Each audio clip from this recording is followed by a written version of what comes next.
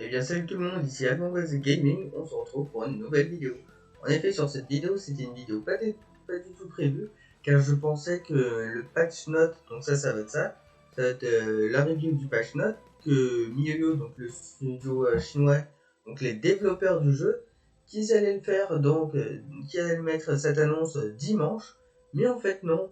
Donc du coup on va voir ça dans cette vidéo. Avant de commencer cette vidéo, sachez que si je la publie le jour de cette sortie, soit le 27 mai, je serai en live ce soir à partir de 20h30 pour farm les artefacts de Kazuha, et ce sera dans le lien en description, donc twitch.tv/alban93 370. Et donc du coup, n'hésitez pas à vous abonner à cette chaîne, à cliquer sur la cloche pour être au courant des prochaines vidéos, à mettre un like si cette vidéo vous a plu. Et sur ce, on y va, c'est parti. Donc en fait, ça déjà, c'est qu'il y a également le système de pré-téléchargement qui va vous permettre de télécharger les ressources avant de cette mise à jour. Parce que si vous ne le faites pas, ça va prendre un temps infini avant de pouvoir jouer lors de cette mise à jour, donc la mise à jour 2.7, qui sera le 31 mai, et je serai encore une fois en live. Et donc pour le faire, donc avant de commencer le pré-téléchargement, donc ça c'est un conseil pour vous, parce que moi, j'ai foncé dans le pré-téléchargement, et donc du coup je ne l'ai pas fait. Donc c'est qu'on peut supprimer des fichiers de doublage dont on n'a pas besoin par les paramètres langue, gestion, donc des fichiers de doublage audio, afin de réduire la taille du pré-téléchargement de ressources. Le pré-téléchargement ça met quelques minutes. Aussi il y a quelques informations qu'on va passer assez rapidement. Donc voilà, c'est qu'on peut faire le pré-téléchargement de la mise à jour. Donc après, donc dans le PC, c'est qu'on fait par le Genshin Impact Launcher et qu'on met à jour. Et après par Android, on suit les instructions du jeu et on peut directement mettre à jour. Compensation, évidemment, ça j'en parlerai aussi en stream. Donc le bilan primogème, sachant que ça veut pas voulu être sur YouTube. Donc c'est 600 primogèmes. Et en plus, on a 5000 du fleur du Lotus et 12 Matsukake pour l'ajustement des expéditions. Nous aurons aussi donc par rapport les destinataires, blablabla, les personnages on les connaît. C'est Yelan, Kokishinobu, et c'est tout. Après c'est Xiao, Ito, etc. Xiao et Ito. On a de nouvelles armes, simulacre d'eau et crépuscule couchant. Quand même, je vais tout de même faire une vidéo dimanche pour savoir les statistiques ainsi que l'organisation des événements. En termes d'événements, on aura déjà. Ouais, donc en premier événement, l'événement principal qui sera le Sensui périlleux. Donc il faudra se rendre au gouffre et suivre donc les mystères des profondeurs et terminer différents défis pour avoir des primogèmes, une couronne de sagesse, des matériaux d'amélioration d'armes, d'aptitude, de minerais, de renforcement mystique, le son d'Hiro, Mora, ainsi que d'autres récompenses. Il faut aussi avoir donc terminé des défis désignés dans Royaume des Tactiques pour obtenir la mise exclusive, donc le crépuscule couchant en arc. Donc cet événement principal, il sera décomposé en 4 phases. La première phase sera disponible après la mise à jour 2.7. La seconde phase, ce sera le 1er juin, donc à partir de 4h. La première phase sera en live. Après, je crois que ça va être selon des vidéos. Donc après, c'est le 1er juin, 2 juin. Donc c'est à chaque fois un jour de décalage, donc c'est chaque jour. Et c'est à partir du 31 mai à 10h, l'ouverture donc du coup de la boutique de l'événement. Donc on suppose que comme d'habitude, c'est à partir de 10h qu'on pourra faire les events. Ensuite, en ayant un niveau d'aventure Super Hero égal à 18 à 28, en ayant fini donc la quête d'histoire, la quête d'Archon, une étoile en approche, et la quête du monde d'où vient un esprit, ainsi que la quête d'Arataki Ito Taurus Iracondius, l'acte 1, et la quête d'histoire de Raiden Imperatrix Umbosa, acte 2, et la quête du Monteillard de Rêve -1 pour profiter au mieux de cet événement. Donc en fait, ça c'est les conditions du déblocage de cet event. Normalement, moi je pensais qu'il fallait faire la quête Archon, et ben en fait non. Bah c'est tant mieux hein. Aussi pendant cet événement, si on n'a pas fini la quête d'histoire d'Ito, de Raiden, l'atelier des rêves, on va pouvoir la participer en cliquant sur le bouton début rapide comme on l'avait avec le festival Hilodoli. Alors, pendant la quête d'Archon Internet Acte 2, Donc pendant l'événement, la quête d'arc interne acte 2 sera débloquée de façon progressive en fonction des phases sentiers périlleux. Les premiers jours, une nouvelle phase sera débloquée chaque jour et il faudra atteindre un niveau d'aventure requis et qu'on aura fini la quête précédente, on pourra accéder à cette quête d'Archon. On aura la quête d'Archon, la nouvelle quête d'histoire de Milan, une nouvelle escapade. Nous aurons deux nouvelles quêtes du monde sur scène et en dehors et brise de printemps sous un épouvantail. Donc ça c'est assez bon, on va pouvoir voir des promogènes. Comme d'habitude, on va pouvoir voir des crevettes à la rosée, des succès, de nouveaux thèmes, des décorations, l'ajout de description des caractéristiques des défis, des donjons de bénédiction, des donjons d'entraînement, des donjons de maîtrise et de recommandations d'équipe pour les niveaux les plus élevés. Donc ça, je pense que ça va être une assez bonne amélioration. On aura aussi un nouveau gadget, Citar Floral, après du PNJ, donc Shan, donc au port de Liyue. On aura aussi des packs d'émoticônes, donc peinture de Paimon, donc de 7 à 14 dans le chat. On aura la fonctionnalité du guide d'amélioration de personnages, recommandations sur l'amélioration des aptitudes et les choix des attributs artefacts. Bon, ça aussi, c'est ce qu'on avait vu et je pense que c'est aussi une très bonne amélioration. On aura aussi bien sûr les abysses. On aura des anomalies, donc les anomalies du 11e étage, c'est que les dégâts infligés par vos équipes à un effet de 2 mains, elle augmente de 75%. La mise à jour des monstres des étages 11 et 12 et les 3 phases de bénédiction. Donc la première phase, c'est que les attaques normales seront augmentées de 16% quand le personnage utilisera une compétence élémentaire. Cet effet, il peut être effectué 3 fois maximum et durant chaque cumul, donc voilà. Donc il calcule de façon indépendante. Je vais fermer la porte. Ensuite, nous allons avoir une deuxième phase qui va être la lune éthérée, qui est la résistance physique et les résistances élémentaires de vos ennemis diminueront de 12% quand le personnage le touche à l'aide d'une compétence élémentaire. Ils peuvent utiliser 3 fois maximum. Et cet effet et la durée de chaque cumul, elle est calculée de façon indépendante. Et la dernière phase, c'est que quand on utilise une compétence élémentaire, à sa prochaine attaque normale, quand elle va toucher l'ennemi, il y aura un nombre de chocs et qui vont infliger des dégâts.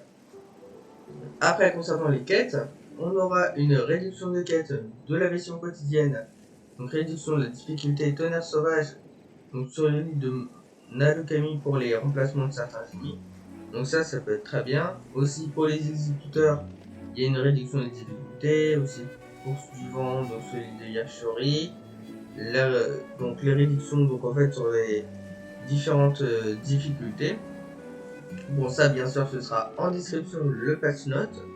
Nous aurons aussi l'optimisation des quêtes quotidiennes sur le pass de bataille. Si ces quêtes sont un peu plus loin dans la semaine, leur progression elles seront enregistrées. Elles ne seront pas réinitialisées pendant la semaine où elle a lieu.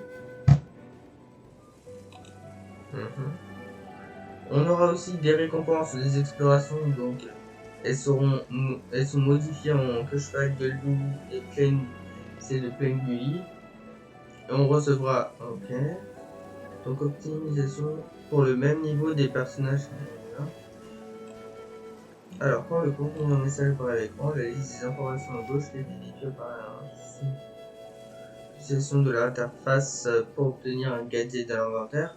Pour l'origine du gadget n'est pas encore débloquée. Ok, donc ce texte apparaît en blanc. Quand on ne bascule pas d'une option, voilà. Optimisation des listes. Alors. Ajout d'un effet de mouvement. Donc je sais pas trop. Ça, je sais pas trop mon avis. Alors, en personnage, optimisation de l'animation de certains personnages quand ils sont projetés en l'air. Puis certains effets sonores, ajustement des répliques donc en japonais de certaines histoires de clés. Donc là, donc on a la mécanique d'interruption des compétences élémentaires.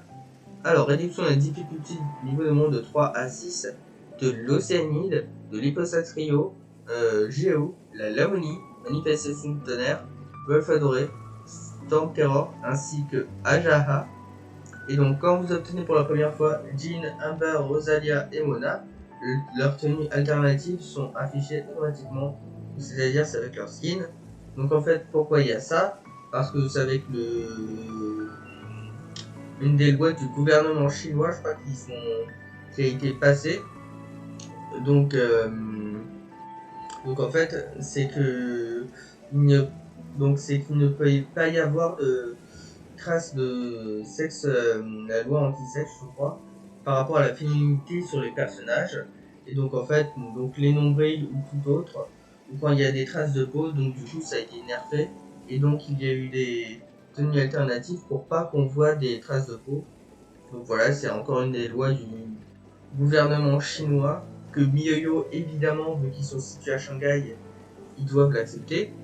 Après, on aura dans l'événement, donc lors de l'événement, le test de ces personnages a été ajusté donc en fonction de leur tenue alternative. Il y a aussi le déni binaire des cinématiques.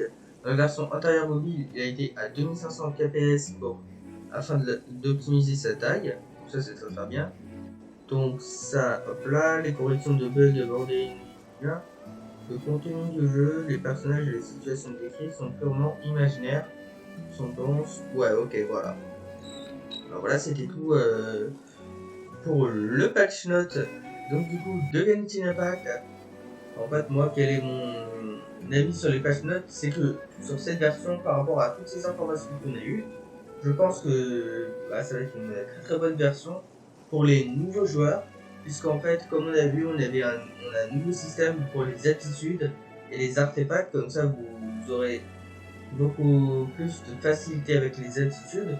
Donc pour vous en parler un petit peu plus en profondeur, c'est que en fait avec les aptitudes, donc du coup de vos personnages, c'est quand vous avez cliqué sur les aptitudes, donc c'est quand vous allez choisir une aptitude, c'est qu'il va y avoir donc les statistiques à augmenter en priorité et les aptitudes recommandées sur vos personnages. Et pour les artefacts, si on sélectionne un artefact, ça va être en fait à peu près la même chose par rapport à vos personnages. Donc ça va être concernant les artefacts à monter les statistiques à monter en priorité par rapport à cet artefact. Et voilà quoi. Ensuite, donc, je pense que aussi, si vous avez du mal à faire donc, les quêtes d'histoire, les quêtes du monde, les quêtes quotidiennes d'Inazuma, bon, moi, je crois que j'avais essayé une fois, mais après j'avais eu un petit peu de mal, et donc du coup j'ai abandonné, j'ai fait... là je fais actuellement que celles de Mondstadt, puisque elles sont assez simples, et donc ça je pense que c'est par des joueurs qui ont certaines difficultés à faire ces quêtes quotidiennes, et donc c'est pour ça que ça a été réduit. Ensuite, ensuite je pense que c'est pareil par rapport... Moi je sais plus quel monde... Je ne me rappelle plus du monde, peut-être que j'ai dépassé ça, mais c'est pour des joueurs qui ont des difficultés, donc optimiser les difficultés. Aussi, sur la version mobile, ça pourrait être bien. Donc si par exemple, vous jouez sur mobile et que vous n'avez pas eu l'occasion de passer donc, les cinématiques des quêtes d'Archon, donc moi j'espère sur mon ordi ça va aller mieux, mais j'ai essayé de reparamétrer Genshin puisque j'avais aussi ce problème aussi. Et voilà, PS. Après la prise en charge de Chroma Blura, on s'en fout un petit peu. L'utilisation. Alors, qu'est-ce que j'en pense des autres trucs? Après, c'est un mode ok, donc ils ont réduit les difficultés. Après, les profondeurs spiralées, bon, vous savez en avance, donc avec la version bêta de la 2.7. Ah, ouais, après les recettes, c'est dans toutes les mises à jour. Et je pense qu'elle peut aussi être cool puisqu'on aura une suite du quasi-histoire principale, la quasi-histoire de Yalan, la nouvelle escapade, ainsi que ça. Moi, j'attends énormément dans cette mise à jour les quêtes d'Archon, la quête de Yalan, puisque la quête d'Archon, avec le trailer qu'on avait vu, elle promet d'être tout juste assez incroyable. Puisqu'on a vu que c'est Bosakios, donc le dernier Yaksha restant en vie. Parce qu'en fait, il y a un groupe de Yaksha, donc c'est des groupes de Shao, qui sont à peu près des dompteurs de démons, qui a eu une querelle entre les différents Yaksha avec les différents éléments. Et en fait, les Yaksha eux-mêmes, ils avaient d'autres noms. Donc, Xiao, c'était le Alatus. Apparemment, c'était le Yaksha Anemo. Il y avait le Yaksha Electro, Geo, Pyro, ainsi que Hydro. Donc il reste seulement 2 Yaksha, Anemo et Electro. Et franchement, le Yaksha Electro, il va essayer donc d'éliminer Xiao, ainsi que nous éliminer nous. Apparemment, d'après ce qu'on a compris, on serait dans une sorte de donjon qu'on va faire ceci. Ça va être très très bien pour les niveaux d'aventure.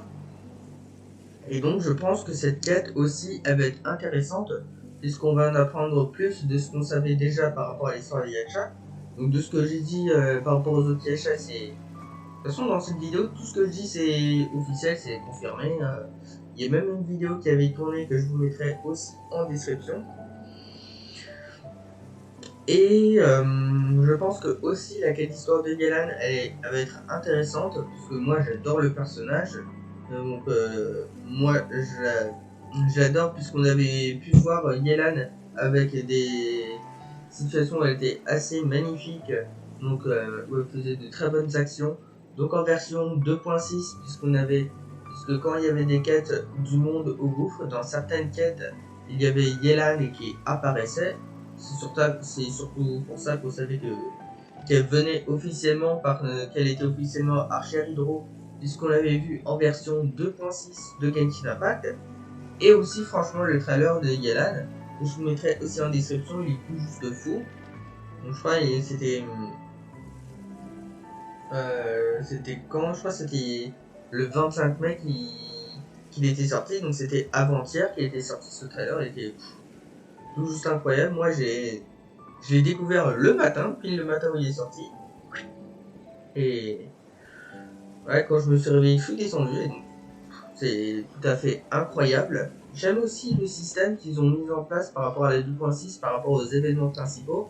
Parce que si vous n'avez pas eu donc, les critères de conditions, moi je pensais que c'est la quête quête d'archon principale, mais en fait non. Et donc du coup je pense que c'est assez une bonne idée de la part de MiYoYo, donc de faire ça. Aussi ce qui va être bien si jamais vous invoquez, moi évidemment je ne vais pas invoquer, j'invoquerai à partir de la version 2.8 parce que selon certaines sources assez fiables, Igor et Kazuha. Mais donc si vous allez invoquer, donc ça va être cool pour Shinobu ainsi que Yelan. Yelan ça va être un extrêmement bon personnage pour le jeu, parce que ça va être une seconde Jincho, malgré que je pense que c'est mieux Jincho que Yelan. Pour son kit pour son gameplay, ne serait pas familiarisé parce que ça va être il est assez compliqué à comprendre le premier coup. Parce que moi, Jincho, il est assez simple le kit de Jincho, et c'est un assez bon personnage. Ensuite, nous avons Goki Shinobu, un personnage qui va changer le Genshin Impact, puisque ce sera le premier soigneur électro. Et aussi, donc, Yelan serait le personnage à invoquer. Et aussi, donc, du coup, par exemple, Xiao et Ito, les deux autres personnages, et si vraiment vous appréciez ces personnages qui peuvent être bons. Après, je pense que dimanche aussi, nous aurons la confirmation des bannières, parce que là, actuellement, on sait les bannières de manière officieuse, mais on n'a pas de confirmé, donc dimanche sera ça. Il y a aussi les autres events donc, de la première partie, parce que là, ils nous ont dit dans l'espace événement, ils nous ont parlé que de l'événement principal. Moi, je pense que normalement, peut-être il y aura d'autres événements, parce que sinon, franchement, s'il n'y a qu'un événement principal, qu'après c'est dans la seconde phase, je serais assez déçu de cette mise à jour. Donc ça, ce serait à voir dimanche. De toute façon, on découvrira aussi en même temps la bannière. Et donc du coup, j'espère que vous aurez apprécié cette vidéo. Et on se dit à plus.